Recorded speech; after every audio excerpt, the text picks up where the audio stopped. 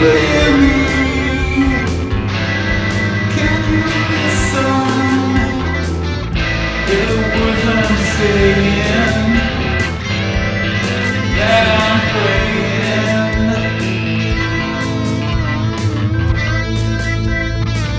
playing. What are words for? Well, if you're the sender, you really got to think about the intent.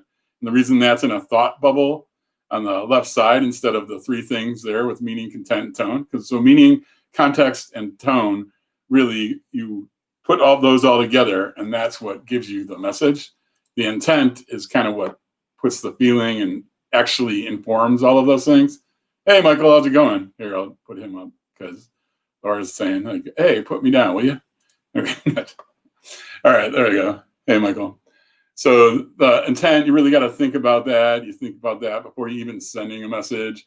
If you're like me, sometimes, as you can tell from this LinkedIn Live, I sometimes have diarrhea of the mouth. And so that sometimes gets me in trouble. Like even though I'm an introvert, sometimes it just like goes and comes right out. And then the words come, and basically a lot of people go by tone.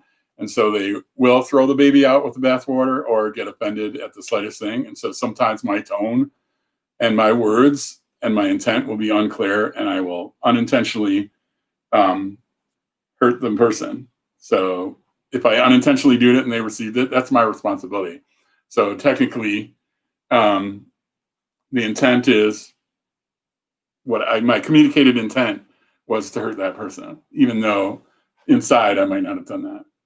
So that's what that is. Okay, so hey everyone, I'm just gonna wave in it. So here's what I was talking about. Hey Michael, you're blocking that. I don't know how to take that off. Darn it! I thought I could just click on it and it would go away.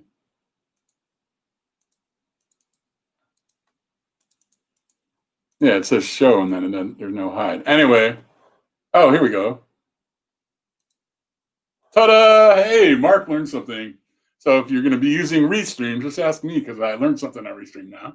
I learned from Rollis Fontano, and that is not to be derogatory to him since I'm doing a fairly poor job in the technology, even though I did a pre-show and figured it all out. But this is much better than my first LinkedIn Live. You came to see that. So the reason I bring out the Greek word for love, just check it out. There's 7 words for love. So that's very nuanced. So the meaning... the reason I bring this up is when we say love in English, it's kind of like love. Okay, love's just sitting out there. Da, da, da, da, da, da. It's like totally what you put your context and your meaning and your tone and your intent, all those things around it is what gives it meaning. Because love in and of itself is a word in English.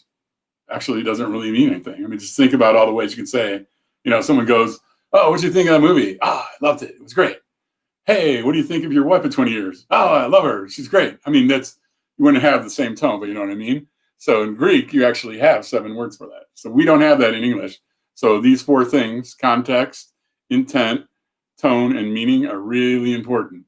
In Spanish, and other romantic languages, you have a little more leverage. So for instance, in Spanish, you got to and instead. So to is a more familiar. So when you get to the to part, that means, tu, not T-O-O or T-O or T-W-O. It's T-U with the accent. So when you get to the to, that kind of means you're more familiar. You're almost at like the, for Greek, it could be philia, ludus, or storge. It could be any one of those 3, but still the context is important in that, but it shrinks it a little. In English, we don't have any of that. You is always you, and love's always love, and it's all the things you package around it that will give you the message. And I just realized I was doing, here, let me show you. So I was doing packaged around it, and I was doing all these kind of visuals with my hand, and you had the graphic up there, so you couldn't see me anyway. So yeah, so just in English, I'll probably do another one in Spanish, even though I'm not very fluent speaking. I could read it and I can write it, and I'm very involved. Well, I'm semi-involved with the Spanish side of Growth Academy, and I really love Anna Romero. She's awesome. Her and Shanae are just, wow. They're like 2 of my favorite people on the face of the planet. So anyways. baby.